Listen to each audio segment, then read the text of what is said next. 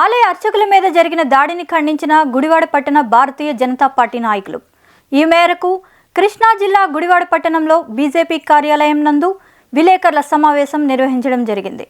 కాకినాడలోని శివాలయంలో అభిషేకం సరిగ్గా చేయలేదని ఇద్దరు ఆలయ అర్చకుల మీద జరిగిన దాడిని ఖండించారు. మాజీ వైకాపా కార్పొరేటర్ అయినటువంటి చంద్రరావు శివాలయంలోని అర్చకుల్ని ఒకరిని కాలుతో తన్ని ఇంకొకరిని దవడపై కొట్టి అసభ్య పదజాలంతో వారిపై దాడి చేయడం సరికాదని, రాష్ట్రంలో ఈ ప్రభుత్వ హయాంలో అర్చకుల మీద, దేవాలయాల మీద అధికారం ఉందనే అహంకారంతో దాడులు కొనసాగుతున్నాయని, ఈ చర్యను గమనిస్తున్న ప్రజలు రానున్న రోజుల్లో ఎన్డీఏ అభ్యర్థులను గెలిపించడానికి సిద్ధమయ్యారని, ఇటువంటి దుర్ఘటనలు మళ్లీ జరగకుండా ప్రభుత్వం తగిన చర్యలు తీసుకొని ఈ సంఘటనకు కారణమైన వారిని కఠినంగా శిక్షించాలని భారతీయ జనతా పార్టీ డిమాండ్ చేస్తుంది. మరి చంద్రరావు అని చెప్పి మాజీ కార్పొరేటరు వైసీపీ పార్టీకి చెందిన ఆయన దాడికి తెగబడటం, అలాగే ఆయనకి అడ్డుగా వెళ్ళిన ఇంకొక అర్చకుడిని కూడా చంప మీద కొట్టి బూతులు మాట్లాడి దుర్భాషలాడటం అనేది మరి ఇవన్నీ కూడా రాష్ట్రంలో ఉన్న పరిస్థితికి అర్థం పడుతున్నాయి. ఈరోజు అర్చకుల మీద జరిగింది, తర్వాత ఇదే కంటిన్యూ అయితే మరి ఏ వ్యక్తి అయినా వివిధమైనటువంటి పార్టీలకు సంబంధించిన వాళ్ళు రకరకాల వాళ్ళు ఉంటారు.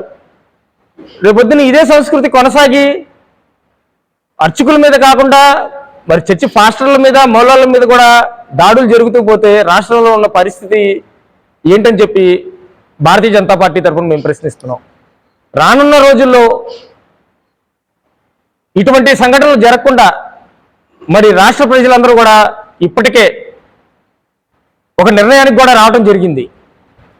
ఎన్డీఏ కూటమిలోని అభ్యర్థుల్ని మరి రాష్ట్రంలో గెలిపించుకొని ఎన్డీఏ సారథ్యంలోని ప్రభుత్వాన్ని ఆంధ్రప్రదేశ్లో ఏర్పాటు చేసుకుంటాం ద్వారా మరి రాష్ట్ర ప్రజలకి మరి ఇటువంటి సంఘటనలు ఎదురు కావని, ప్రస్తుతం ఉన్న ప్రభుత్వం మరి ప్రజలందరూ కూడా ఆ రోజు నమ్మి 151 సీట్లు ఇవ్వటం వల్ల మాకు తిరుగులేదు, ఎదురులేదు, మేమేం చేసినా చెల్లుబాటు అవుతుందని చెప్పి ఇటువంటి దాడులకి తెగబడతాం మరి ఆంధ్ర రాష్ట్రంలో ఉన్న ప్రజలందరూ కూడా గమనిస్తున్నారు.